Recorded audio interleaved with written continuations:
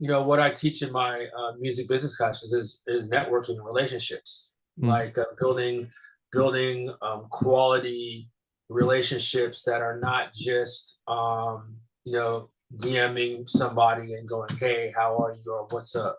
Like Mm. that's not quality networking. Like literally being able to have relationships with people you can text or you can email or you can call them and they'll be like, "Hey, what's going on, Matt? Like, how are you doing?" Like, and just cultivating those relationships. Like, if I wouldn't have had the history that I did with Jill, I probably wouldn't have. I wouldn't be the house photographer for Celebrity Theater. I'd be trying to get in to shoot the show just like everybody else. But Mm. me and her have like 15 years under the belt of relationship.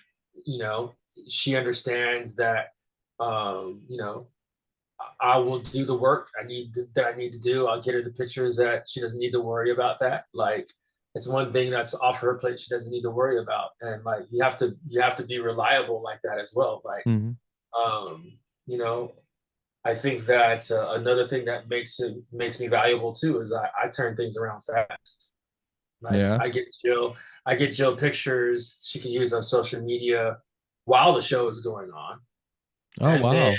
yeah, while the show's going on. And then I can get her, I usually get her pictures for the gallery for celebritytheater.com um, probably within four hours after the show's over. Wow. So how many shots do you typically take per event? It depends. If they let me shoot the whole show, I could do it could be in the thousands. Like for Billy Idol, I should they his management allowed me to shoot the whole show. Hmm. It's typically first three songs. That's industry standard. First three songs, no flash.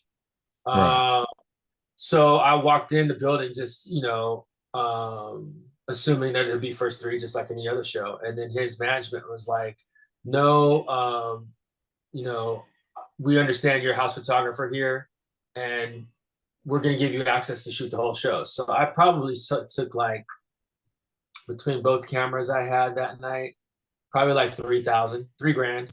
Damn. Yeah, 3,000 photos. Yeah. And so you didn't, that, of course, sorting out like being able to find like keepers and Mhm. then giving Jill like something she could post on social media like instantly. Right.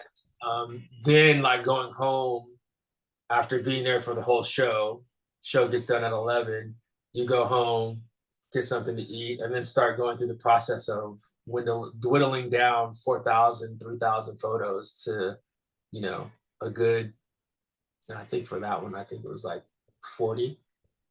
Wow. So you have to literally narrow down and go through over 3,000 pictures and settle it just to like a good handful of like 40 Yeah. Oh, just to yeah. be able.